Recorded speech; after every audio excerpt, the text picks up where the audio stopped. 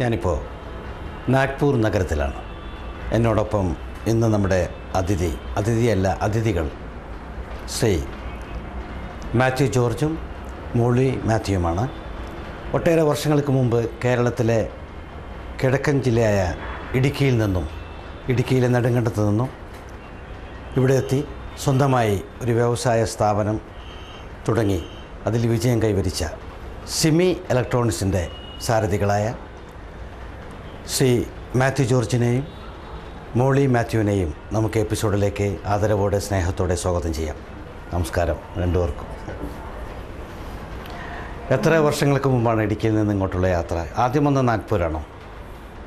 അത് ഞങ്ങൾ രണ്ടായിട്ടാണ് വന്നത്. ഞാൻ വരുന്നത് ആദ്യം തിരുവനന്തപുരത്തായിരുന്നു. തിരുവനന്തപുരത്ത് നിന്ന് ബോംബെ വന്നു. ബോംബെയിൽ നിന്ന് പിന്നെ ബൈ ട്രാൻസ്ഫർ ഒരു കമ്പനി, ജോലി ചെയ്ത കമ്പനി ഇങ്ങോട്ട് ട്രാൻസ്ഫർ ചെയ്ത് നാഗ്പൂർ. വിദ്യാഭ്യാസമൊക്കെ എവിടെയായിരുന്നു അപ്പോൾ? വിദ്യാഭ്യാസം ഞാൻ ആദ്യം നമ്മുടെ കല്ലാർ പട്ടം കോളനിയിലായിരുന്നു സ്കൂൾ ലെവലിൽ. പിന്നെ കാഞ്ഞിരപ്പള്ളി സെൻറ് തോമസ് കോളേജിൽ പഠിച്ചു. പിന്നെ തിരുവനന്തപുരത്ത് പഠിച്ചു. തിരുവനന്തപുരത്ത് 2 സ്ഥലത്തായിട്ട് പഠിച്ചു. എഞ്ചിനീയറിംഗ് പഠിച്ചു. പിന്നെ മാത്തമാറ്റിക്സ് BSc ചെയ്തിട്ടുണ്ട്. കംപ്ലീറ്റ് ചെയ്തിട്ട് കെൽട്രോണിൽ കുറച്ച് നാൾ ജോലി ചെയ്തു. അവിടുന്ന് പിന്നെ ബോംബെ വന്നു. നിക്കിതാഷ എന്ന കമ്പനി ജോലി ചെയ്തു. പിന്നെ നാഗപ്പൂർ 2 വർഷത്തിന് ശേഷം ഞങ്ങളുടെ 2 വർഷത്തിന് ശേഷം കല്യാണം കഴിച്ചിട്ട്. എങ്ങനെയായിരുന്നു ബിസിനസ്? അപ്പോൾ ഇവിടെ ഉണ്ടായിരുന്നോ? മോളി കുറച്ച് മുമ്പ് തന്നെ 83 വന്നു. മാത്യു അതിന് ശേഷമാണോ വന്നത്? ഞാൻ 85. ആദ്യം വന്നത് മാഡമാണോ? ഞാൻ നാഗ്പൂർ കാണാനൊക്കെ വന്നു. എൻ്റെ ആൻറ്റിമാർ ഇവിടെ ഉണ്ടായിരുന്നു. ഇവിടെ വന്നപ്പോൾ ഞാൻ 1 വർഷം നാട്ടിൽ ജോലി ചെയ്തിരുന്നു.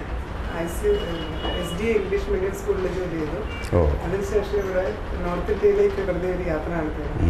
അപ്പോൾ ഇവിടെ ഞാൻ അപ്ലൈ ചെയ്തു. എനിക്ക് ക്ലാസ്സിൽ ജോലി കിട്ടി. നല്ലൊരു ജോലിയായി. പിന്നെ എനിക്ക് 1 വർഷം കഴിഞ്ഞപ്പോൾ സീനിയർ ഓഫീസറായിട്ട് ഇവിടെ ജോലി ചെയ്തു. അങ്ങനെ അതങ്ങനെ കണ്ടിന്യൂ ചെയ്തു. അതിൻ്റെ ഇടയ്ക്ക് ഞങ്ങൾ രണ്ടുപേരും ഒരേ സ്വദേശത്തുള്ളതെന്നാണല്ലേ? ഞങ്ങൾ പിന്നെ പറയുകയാണെങ്കിൽ ഒരു വില്ലേജ് പട്ടയാണ് എന്ന് പറഞ്ഞാൽ കല്ലാർ പട്ടംകൊള്ളി തന്നെയുള്ളതാണ് ഞങ്ങൾ രണ്ടുപേരും. ഞങ്ങളുടെ പേരൻസ് ഫ്രണ്ട്സ് ആയിരുന്നു. അത് ശരി.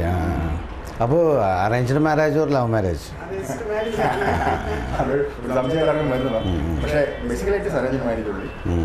ഇപ്പം ഞങ്ങളുടെ പിന്നെ പേരൻസ് അറിയാമായിരുന്നു. ഞാൻ മോളുടെ ഫാദറിനെ ശരിക്കും അറിയാവുന്നതാണ്. പുള്ളിക്കാരനൊരു നല്ല വയലിൻ പ്ലെയർ ആയിരുന്നു, കലാകാരനായിരുന്നു. അപ്പം ആ പുള്ളിക്കാരൻ ഇങ്ങനെ പള്ളിയിൽ പാടുന്നുണ്ട്. ചർച്ചിൽ വേണ്ടിയുള്ള കൊയർ ഗ്രൂപ്പായിരുന്നു. എൻ്റെ ഫാദറിൻ്റെ സിസ്റ്റേഴ്സ് പാട്ട് പാടുന്ന ആൾക്കാരായിരുന്നു. അങ്ങനെ എനിക്ക് വരെ അറിയാം, ചെറുപ്പം പോലെ അറിയാം. അത് ശരി. ഞങ്ങളുടെ എന്തായാലും വേണം. പക്ഷേ കൊച്ചുപിള്ളേരായിട്ട് ശ്രദ്ധിച്ചിട്ടില്ല. അങ്ങനെ കൊച്ചുപിള്ളേരെ ഇങ്ങനെ വഴിയിൽ വീട്ടിൽ ചെന്ന് കഴിയുമ്പോൾ കണ്ടാൽ നമ്മൾ അത്ര മൈൻഡ് ചെയ്യല്ലോ. അങ്ങനെ കണ്ടിട്ടുണ്ടാവണം, പക്ഷേ അത്ര പരിചയം വന്നിട്ടില്ല അന്ന്. ശരിക്കും പരിചയപ്പെടുന്ന നാഗ്പൂർ വന്നതിന് ശേഷമാണ്. അപ്പം തന്നെ എഴുതി മറ്റൊക്കെയാണ്. എങ്ങനെയാ അപ്പോൾ പിന്നെ വിവാഹത്തിലോട്ട് വന്ന് രണ്ടുപേരുടെയും പിതാക്കൾ ഇത് സുഹൃത്തുക്കളായതുകൊണ്ട് എളുപ്പമായിട്ടുണ്ടാകും കാര്യങ്ങളല്ലേ? പുള്ളിക്കാരൻ്റെ ഫാദർ ഞങ്ങളുടെ വീട്ടിൽ വന്നപ്പോൾ ഇങ്ങനെ പറഞ്ഞു, ഞാൻ മോള് നാഗ്പൂരാന്ന് പറഞ്ഞു. പുള്ളിക്കാരൻ പറഞ്ഞു അദ്ദേഹത്തിന് മാനും നാഗ്പൂരാണെന്ന് പറഞ്ഞു.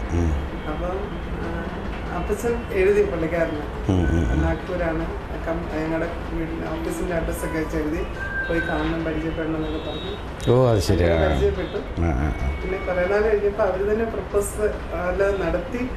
അവർ പിന്നെ എൻ്റെ അമ്മച്ചിയുടെ ലെറ്റർ വന്നു, എനിക്ക് ആ ചെക്കനെ ഇഷ്ടമാണെന്ന് ചോദിച്ചാൽ. കല്യാണമൊക്കെ നാട്ടിൽ വെച്ചായിരുന്നു? കല്യാണത്തിന് ശേഷം വീണ്ടും ഇങ്ങോട്ട് തന്നെ ഇവിടെ അല്ലേ? ഒരാഴ്ചത്തെ അവധിക്ക് അന്ന് ജോലി, ഞാനും ജോലി ചെയ്യുന്നു, മോളും ജോലി ചെയ്യുന്നു. അവധിയൊന്നും അങ്ങനെ കാര്യമായിട്ട് കിട്ടില്ല. ഇപ്പോഴത്തെ പോലെ അത്ര അന്ന് ജോലിക്ക് ബുദ്ധിമുട്ടുള്ള കാലമാണ്. ഇപ്പം കുറച്ചുകൂടെ ഓപ്പണായി, ആൾക്കാർക്കെല്ലാം ജോലിയായി. ഇപ്പം ആൾക്കാർ ഞങ്ങൾക്ക് ആളെ അത്രയ്ക്ക് കിട്ടാൻ ബുദ്ധിമുട്ട്. അത്രയും ഇന്ന് ഓപ്പർച്യൂണിറ്റി ഒത്തിരിയുണ്ട്. നമുക്ക് ഓപ്പർച്യൂണിറ്റി ഇല്ല. അപ്പം ഒരു ജോലി കിട്ടിയത് നമ്മളെങ്കിലും കളയല.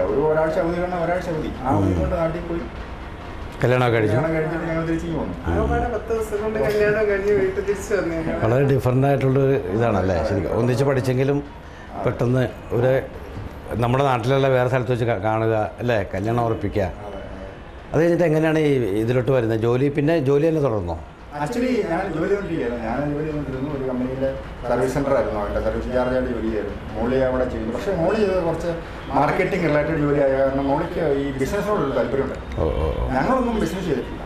അത് ശരി. നമ്മളൊക്കെ എന്ന് പറയുന്നത് സർവീസ് ക്ലാസ് സത്യം പറഞ്ഞാൽ എവിടെയെങ്കിലും ജോലി കിട്ടിയാൽ നമ്മൾ ജോലി ചെയ്യും. പക്ഷേ മോളിലൊരു ഇൻസ്പിറേഷൻ അതിനകത്ത് ഒത്തിരിണ്ടായിരുന്നു. അപ്പോൾ അത് കാരണം പറ്റിയെന്ന് വെച്ചാൽ ആ ഒരു പിന്നെ ബിസിനസ് ചെയ്യണം എന്നൊരു സംഗതി വന്നു. എനിക്ക് ഇവിടുന്ന് ആക്ച്വലി ഇവിടുത്തെ ഇത് കഴിഞ്ഞിട്ട് പിന്നെ ഡൽഹിക്ക് ഒരു ട്രാൻസ്ഫർ വരിക. അങ്ങനെ ആ കമ്പനി മാറിപ്പോൾ സിറ്റുവേഷൻ വന്നപ്പോഴത്തേക്കും ഡിസൈൻ ചെയ്യാതെ അത് കഴിഞ്ഞ് ആദ്യം കുറച്ച് ജോലിയൊക്കെ തപ്പി നടന്നു. ഇവിടെ കാണാൻ എന്തെങ്കിലും കിട്ടുമെന്ന്. പക്ഷേ ഇലക്ട്രോണിക്സ് ഫീൽഡിലുള്ള ജോലി കിട്ടാനായിട്ട് ബുദ്ധിമുട്ടായിരുന്നു. ഇവിടെയും ഇല്ലായിരുന്നു. അന്വേഷിച്ച് പുറത്ത് പോകണം. മോളിൽ നല്ല ജോലിയായതുകൊണ്ട് മോളിൽ റിസൈൻ ചെയ്തിട്ട് ഞങ്ങൾ ഒരുമിച്ച് പോകാൻ കാര്യം ആലോചിച്ചു. അത് കാരണം പിന്നെ ഞാൻ കണ്ടിന്യൂ ചെയ്തു. Backup was already there. ജോലി നടക്കുന്ന കാരണം നമുക്കത്ര ടെൻഷൻ ഇല്ല. ആദ്യം ശേഷം പറയണ മാഡമാണല്ലേ നമുക്ക് ബിസിനസ്സിലോട്ട്? കോളേജിൽ പഠിക്കുമ്പോൾ തന്നെ ഒരു ആഗ്രഹമായിരുന്നു ബിസിനസ്. ശരി, അതെന്താ അങ്ങനെ വരാൻ കാരണം? ഫാദർ പറഞ്ഞിട്ട് കല അതൊരു മിലിറ്ററി ആളാണ്. അതല്ല, എന്തോ ഒരു അങ്ങനെ ബിസിനസ് ചെയ്യുകയാണെങ്കിൽ നമ്മുടെ സ്വന്തമായിട്ട് ആരെയും നമുക്ക് ഡിപ്പെൻഡ് ചെയ്യാതെ നിൽക്കാം. അങ്ങനെ പിന്നെ കോളേജിൽ പഠിക്കുമ്പം തന്നെ ഒരു ആഗ്രഹം ഉണ്ടായിരുന്നു. അപ്പോൾ കോളേജിൻ്റെ എക്സാം ഒക്കെ കഴിഞ്ഞ് കഴിഞ്ഞിട്ട് ഞാൻ പറഞ്ഞു നമുക്ക് എന്തെങ്കിലും ബിസിനസ് തുടങ്ങാമെന്നൊക്കെ പറഞ്ഞപ്പോൾ ഫാദർ പറഞ്ഞു പിന്നെ കല്യാണം കഴിച്ച് കഴിഞ്ഞ് നിന്റെ സെൽഫിന് ഇഷ്ടമാണെങ്കിൽ ബിസിനസ് തുടങ്ങിക്കോളാൻ പറഞ്ഞു. അതൊരു തരാൻ പറ്റത്തില്ല. അങ്ങനെ അകത്തുനിന്നൊരു എന്തോ ഇൻസ്പിറേഷൻ ഉണ്ടായിരുന്നു. പിതാവ് പറഞ്ഞുകൊണ്ട് പറ്റിയ ചെറുക്കനെ കിട്ടി അല്ലേ? പിന്നെ തന്നെയല്ലേ എനിക്ക് ഇലക്ട്രോണിക്സ് ഒരു പാഷനായിരുന്നു. ഇലക്ട്രോണിക്സ് പണ്ടുമുണ്ട്. ചെറുപ്പം മുതൽ തന്നെ ഇലക്ട്രോണിക്സ് ഒത്തിരി സ്റ്റഡി ചെയ്തിട്ടുണ്ട്. ഒത്തിരി ഇൻട്രസ്റ്റ് ആയിരുന്നു. ഞാൻ പഠിച്ചത് ജോലി ചെയ്യാൻ മാർക്ക് കിട്ടാൻ വേണ്ടിയോ ജോലി കിട്ടാൻ വേണ്ടിയല്ല, എൻ്റെ ഇൻട്രസ്റ്റിന് വേണ്ടി പഠിച്ചു.